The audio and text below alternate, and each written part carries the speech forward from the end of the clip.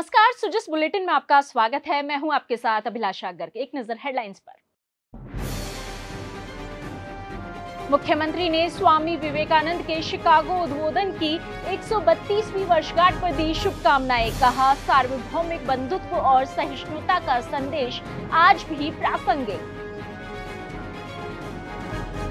सांस्कृतिक सेवा पखवाड़ा 17 सितंबर से 2 अक्टूबर तक होगा आयोजित। उप मुख्यमंत्री दिया कुमारी ने दिए भव्य आयोजन और सफाई अभियान के निर्देश।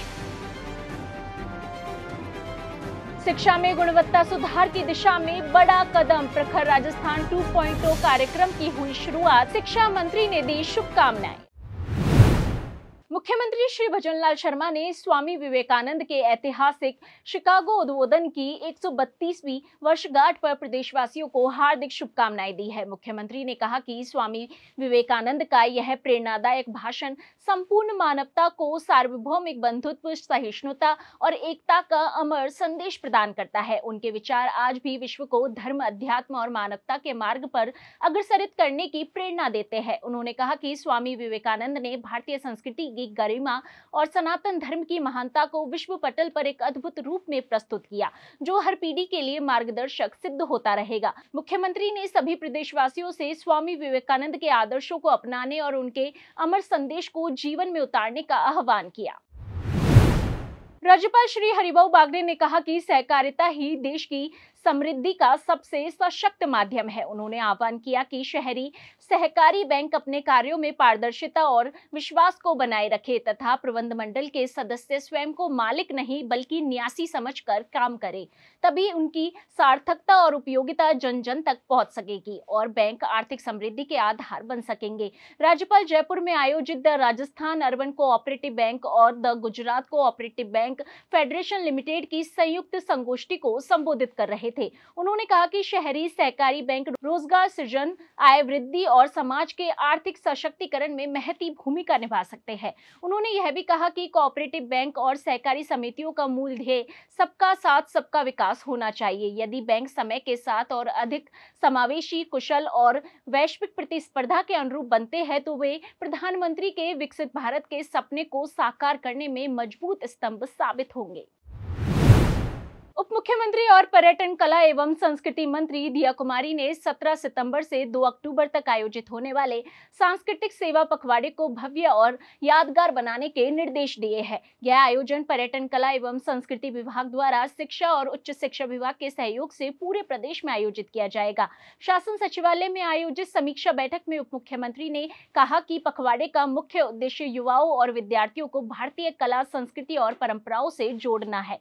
उन्होंने अधिकारियों को निर्देशित किया कि इस दौरान विविध सांस्कृतिक कार्यक्रम, प्रतियोगिताएं, नाटक, लोक नृत्य और संगीत समारोह का आयोजन किया जाए ताकि अधिक से अधिक लोग सक्रिय रूप से भाग ले सके। उप मुख्यमंत्री ने कहा कि गांधी जयंती तक चलने वाला यह पखवाड़ा समाज में सेवा, संस्कार और संस्कृति का संदेश देने वाला साबित होगा। उन्होंने पर्यटन स्थलों और ऐतिहासिक धरोहरों पर विशेष सफाई अभियान चलाने के भी निर्देश दिए, जिससे स्वच्छता के साथ साथ पर्यटन को भी नई ऊर्जा मिलेगी।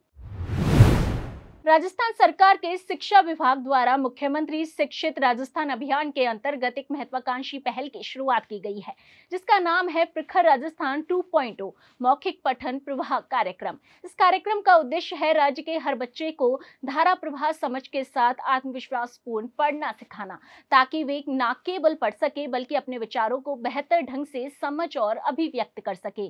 5 सितंबर 2025 को शिक्षक दिवस के अवसर पर शुरू हुआ यह कार्यक्रम कक्षा 3 से 8 तक के सभी विद्यार्थियों को उनके पढ़ने के स्तर के अनुसार विशेष प्रशिक्षण प्रदान करेगा। इस पहल के माध्यम से सरकार यह सुनिश्चित करना चाहती है कि कोई भी बच्चा पढ़ने से वंचित न रहे और हर छात्र छात्रा भविष्य की पढ़ाई, रोजगार और जीवन की चुनौतियों के लिए तैयार हो। शिक्षा एवं पंचायती राज मंत्री श्री मदन दिलावर ने प्रखर राजस्थान 2.0 अभियान के सफल संचालन और प्रदेश के शिक्षा क्षेत्र में गुणवत्तापूर्ण सुधार हेतु इस पहल के लिए शुभकामनाएं प्रेषित की है। नमस्कार शिक्षक बंधु और बहनों और प्यारे बच्चों, 5 सितंबर शिक्षक दिवस से मुख्यमंत्री शिक्षित राजस्थान अभियान के तहत प्रखर राजस्थान 5 सितंबर से लेकर के 5 दिसंबर तक यानी 90 दिन का होगा, जो लगातार चलने वाला है। इससे बच्चों की पढ़ने की आदत बनेगी और वो फर्राटे से अपनी किताब को ठीक प्रकार से पढ़ पाएंगे। यानी पठन का कौशल भी इनका बढ़ेगा। ये बच्चों की, नौनिहालों की भविष्य की नींव रखने वाला है और यदि शुरुआत ही उनकी ठीक होगी तो आगे अपने आप ठीक हो जाएगा। ये अभियान पूरे देश के लिए मिसाल बनने वाला है।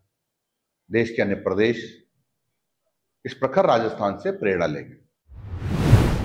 स्कूल शिक्षा विभाग के शासन सचिव श्री कृष्ण कुणाल की अध्यक्षता में आज आधारभूत साक्षरता और संख्यात्मकता FLN के विभिन्न पहलुओं पर बैठक का आयोजन किया गया। बैठक में FLN को प्रभावी रूप से सुदृढ़ करने हेतु रणनीतियों और क्रियान्वयन की दिशा पर व्यापक विचार विमर्श किया गया। यह बैठक देश भर में FLN के क्षेत्र में कार्यरत संस्था सेंट्रल स्क्वायर फाउंडेशन द्वारा आयोजित वीडियो कॉन्फ्रेंसिंग के माध्यम से संपन्न हुई, जिसमें विशेषज्ञों ने विभिन्न राज्यों में चल रही गतिविधियों, नवाचारों और रणनीतियों की जानकारी साझा की।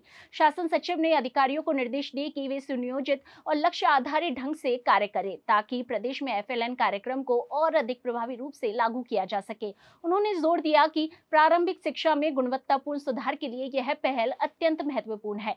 बैठक में राज्य परियोजना निदेशक एवं आयुक्त श्रीमती अनुपमा जोरवाल, उपायुक्त डॉक्टर ओम प्रवास सहित विभागीय अधिकारी और PMU प्रतिनिधि उपस्थित रहे। मुख्यमंत्री श्री भजनलाल शर्मा की मंशा के अनुसार जयपुर जिला प्रशासन के द्वारा शुरू किया गया सक्षम जयपुर अभियान अब विशेष योग्यजनों और वरिष्ठ नागरिकों के जीवन में सहारा बन रहा है।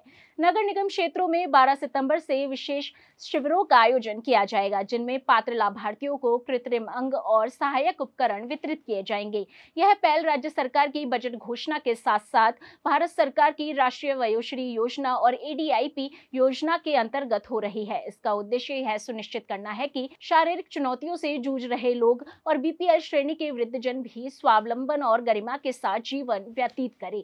जिला कलेक्टर डॉक्टर जितेंद्र कुमार सोनी ने अधिकारियों को स्पष्ट निर्देश दिए हैं कि शिविरों में आने वाले प्रत्येक पात्र लाभार्थी तक राहत पहुंचनी चाहिए। उन्होंने सभी नागरिकों से अपील की है कि वे इन शिविरों में भाग लेकर उपकरणों का लाभ अवश्य उठाएं और इस अभियान को सफल बनाने में सहयोग दें। सामाजिक न्याय एवं अधिकारिता विभाग के संयुक्त निदेशक श्री BP चंदेल ने बताया कि 12 सितंबर से 23 सितंबर तक जयपुर नगर निगम क्षेत्रों में चरणबद्ध तरीके से शिविर लगाए जाएंगे। शिविरों में चिन्हीकरण कर पात्र लाभार्थियों को उनकी आवश्यकता के अनुसार tricycle, wheelchair, caliper, walking stick, belt, collar, बैसाखी, वॉकर, ट्राइपॉड, श्रवण यंत्र, कृत्रिम डेंचर और चश्मे उपलब्ध कराए जाएंगे। जालौर जिला कलेक्टर डॉक्टर प्रदीप के गावंडे और जिला पुलिस अधीक्षक श्री शैलेंद्र सिंह इंदौलिया ने गुरुवार को अतिवृष्टि से प्रभावित हुए विभिन्न क्षेत्रों का दौरा किया। जिला कलेक्टर NDRF टीम के साथ नाव और ट्रैक्टर के माध्यम से ग्राम सुजानपुरा पहुंचे। वहां पहुंचकर उन्होंने ग्रामीणों की समस्याएं सुनी। इस दौरान ग्रामवासियों द्वारा बारिश के समय आवागमन के लिए पुलिया का निर्माण, जलभराव की स्थिति का स्थायी समाधान सहित विभिन्न मांगे जिला कलेक्टर के समक्ष रखी गई। जिला कलेक्टर ने ग्रामीणों की समस्त समस्याओं को सुनकर उन्हें आश्वस्त किया कि जिला प्रशासन के द्वारा इन समस्याओं को गंभीरता से लेते हुए त्वरित निस्तारण किया जाएगा।